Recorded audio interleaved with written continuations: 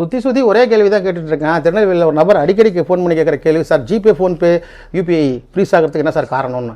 நம்ம ஒன்றுமே காரணம் இல்லைங்க. அதாவது சட்டம்னு ஒன்று தனியாக ஒன்று ஆர்பிட்ரேஷன் ஆக்ட்னு ஒன்று இருக்குது. இந்த சட்டம் பொறுத்த வரைக்கும் அக்ரிமெண்ட்டை பேஸ் பண்ணி ஆர்பிட்ரேஷன் கிளாஸ்க்குள்ளே போனோம்னா அவருக்கு சொந்தமான வங்கி கணக்கோ இல்லை பொருள் மூவபிளாக முடக்கலான்றது சட்டத்தில் சொல்லியிருக்கு. அதைத்தான் நீங்கள் லோன் அக்ரிமெண்ட்டில் சைன் பண்ணும்போது டேர்ம்ஸ் அண்ட் கண்டிஷனில் பார்க்குறீங்க. டேர்ம்ஸ் அண்ட் கண்டிஷனில் கொடுத்துருப்பாங்க, பட் நீங்கள் படித்து பார்த்துருக்க மாட்டீங்க.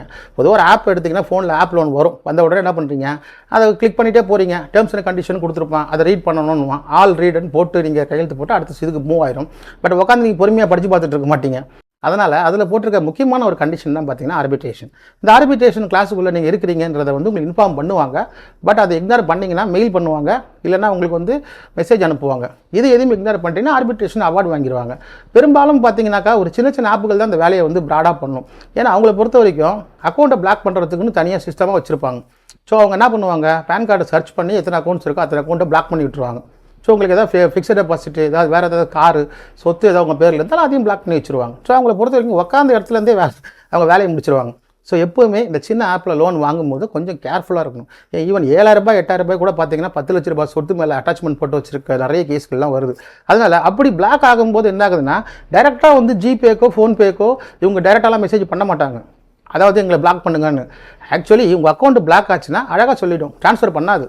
ஒரு ஜிபே ஃபோன்பே நீங்கள் யூஸ் பண்ணி ஒரு பணத்தை ட்ரான்ஸ்ஃபர் பண்ணுறீங்கன்னா ஒரு அக்கௌண்ட் இஸ் ஃப்ரோசன் அப்படின்னு வந்துடும். ஸோ அவங்க இன்டெரக்டாக தான் பண்ணுறாங்க. இன்டெரக்டாக உங்கள் அக்கௌண்ட்டை பிளாக் பண்ணால் ஆட்டோமேட்டிக்காக PhonePe, GPay, UPI ID block ஆயிடும்.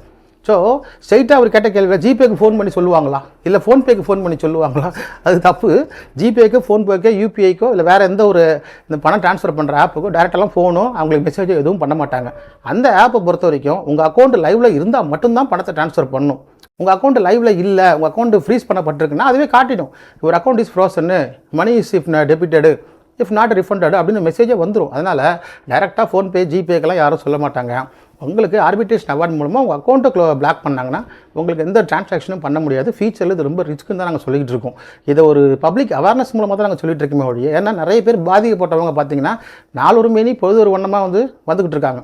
ஸோ இவங்களுக்கு எல்லாருமே இக்னோர் பண்ணதுனால தான். நீங்கள் அதாவது ஒரு ஆர்பிட்ரேஷன், ஒரு கான்சலேஷன், ஒரு லோக் அதாலத் இதெல்லாம் நீங்கள் ரிப்ளை கொடுத்துட்டே இருந்தீங்கன்னாக்கா அட்லீஸ்ட் மினிமம் செட்டில்மெண்ட்டுக்கான வழி இருக்குது. அது மட்டும் இல்லாமல் வேறு சில வழிகளை வழக்கறிஞர் சொல்லுவாங்க. அதனால் உங்கள் வழக்கறிஞரை அணுகி நீங்கள் இந்த மாதிரி ஒரு பிரச்சனை இருந்ததுன்னா பிளாக் ஆகிறதுக்கு முன்னாடியே என்ன லோன் கண்டிஷன், என்ன டிஃபால்ட்டு, எத்தனை மாதன்றதை பார்த்துக்கங்க. ஏன்னா ஃபியூச்சர் பார்த்தீங்கன்னா பேன் கார்டை நம்பி தான் இருக்கே. அந்த ஒரு பேன் நம்பர் தான் லைஃப் ஃபுல்லாக யூஸ் பண்ண முடியும். Aadhaar linked PAN number. அந்த நம்பர் உங்களுக்கு பிளாக் ஆகிடுச்சு, இதை பேனை ஃபுல்லாக பிளாக் பண்ணிட்டாங்கன்னா